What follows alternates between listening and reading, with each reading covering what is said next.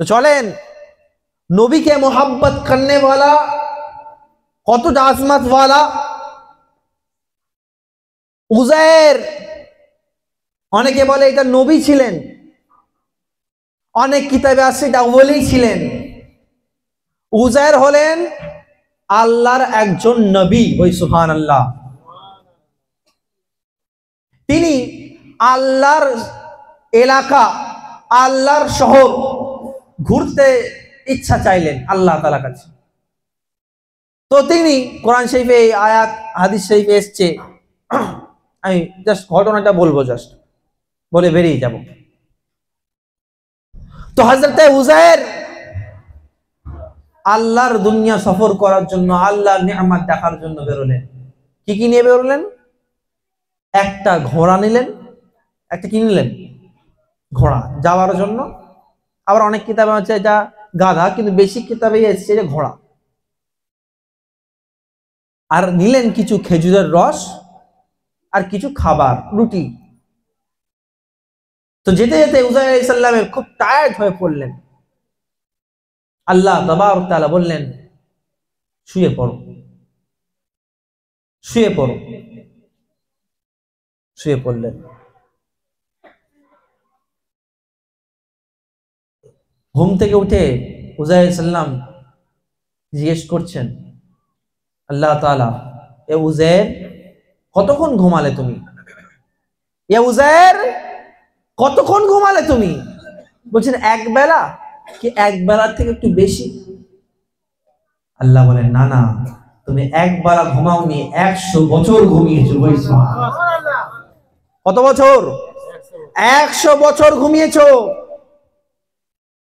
যে আল্লাহ কিভাবে 100 বছর না খেয়ে পড়ে 100 বছর ঘুমিয়ে পড়লাম কিভাবে? ওই ডান দিকে তোমার ঘোড়াটা রাখা আছে, দেখো ঘোড়ার কি অবস্থা। দেখে ঘোড়া হাড় গোড় বেরিয়ে মাটি হয়ে গেছে। সুবহানাল্লাহ। তা বলছেন তখন, হ্যাঁ আমি বিশ্বাস করলাম আমি 100 বছর ঘুমিয়েছি, আল্লাহ আপনার নিয়ামতের কত আলা। তখন উজাইরকে আল্লাহ তাআলা, আচ্ছা তোমার যে খাবারগুলো এনেছো সেগুলো একবার দেখো, সেগুলো একবার দেখো। তো দেখেন আঙুরের রস যেমন টাটকা ছিল তেমন টাটকা ছিল। ওই সুবহানাল্লাহ। রুটি যেমন হালকা গরম ছিল ঠিক সেরকমই গরম ছিল। ওই সুবহানাল্লাহ।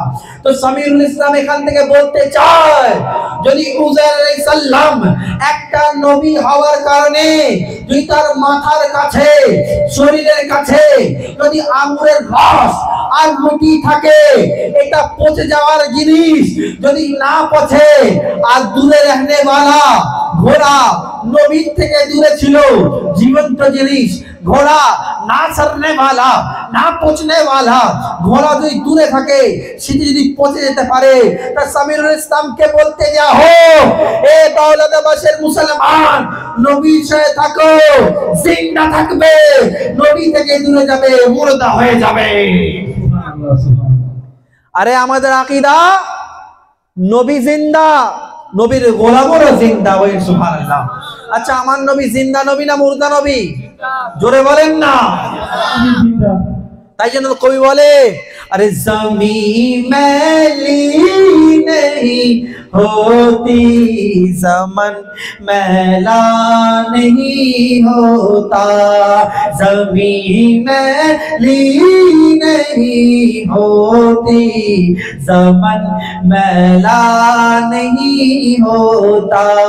अरे मोहम्मद के गुलामों का, मोहम्मद के गुलामों का कफन मैला नहीं होता, मोहम्मद के गुलामों का कफन मैला।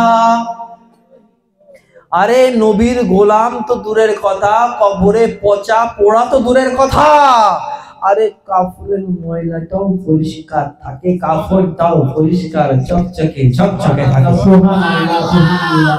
কর্ণাটকের সরজমিনে হুবলি বলে এক জায়গা আছে, সেখানে 200 বছর পুরনো একটা কবরকে সরিয়ে অন্য জায়গায় করতে যাওয়া হয়, তো কবরকে খনন করা হয়, মাজারকে খনন করা হয়, তো 200 বছর পরে দেখে ওই লাশ যেমন প্রথম দিন ছিল তেমন চকচকে ঝকঝকে ছিল।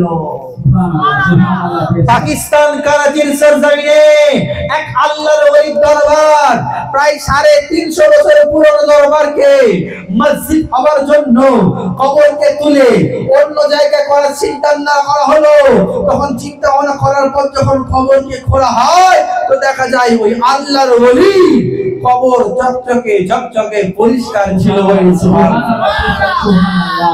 মুসলমান, এ হলো আম মানুষের কবর, আম মানুষের। আর এই যদি আল্লাহর ওলি হয়, তার কবর থেকে তো খুশবু বের হবে। সুবহানাল্লাহ।